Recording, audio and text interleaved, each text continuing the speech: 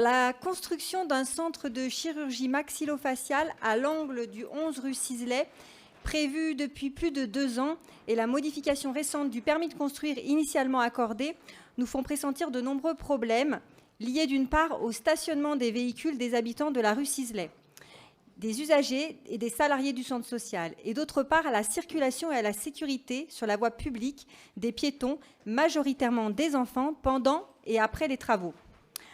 À ce jour, donc, les résidents manquent de visibilité concernant les détails de ce projet et de sa modification tardive. Il a été évoqué fin 2023 dans les conseils de quartier, mais il n'a jamais été présenté dans ces fameuses réunions publiques dont vous nous parlez et que vous faites a priori très souvent.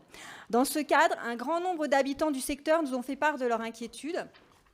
Alors notons bien que la rue Cizelet, étroite, est à double sens de circulation, que les parents sont obligés de se garer en double file pour déposer les enfants, de même pour les minibus du centre ou les bus affrétés afin de conduire les enfants en activité extérieure. Pour rappel, pendant l'été, il y a 2 ans, un accident grave s'est produit devant le centre social.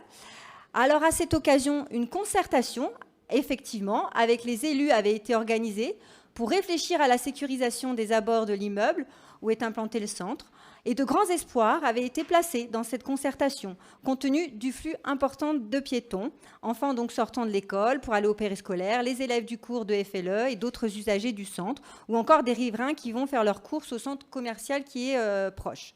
Mais malheureusement, à ce jour, les résidents attendent toujours une concrétisation des pistes de réflexion qui avaient été posées lors de cette concertation.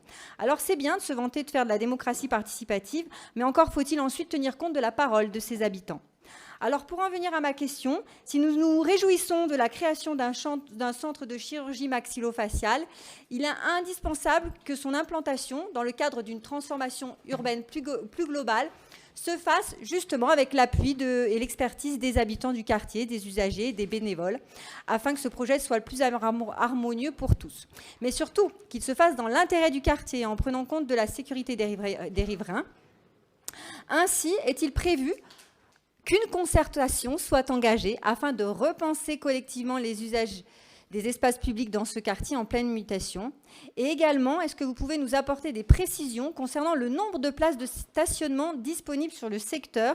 Car en l'état, le parking situé sur la parcelle du futur centre de santé est d'ores et déjà inaccessible. De même que la moitié des places situées dans l'impasse attenante à la dite parcelle au sud. Cela a pour conséquence de ne laisser que les places actuellement sur la voie publique, soit une baisse d'environ 40 places de stationnement.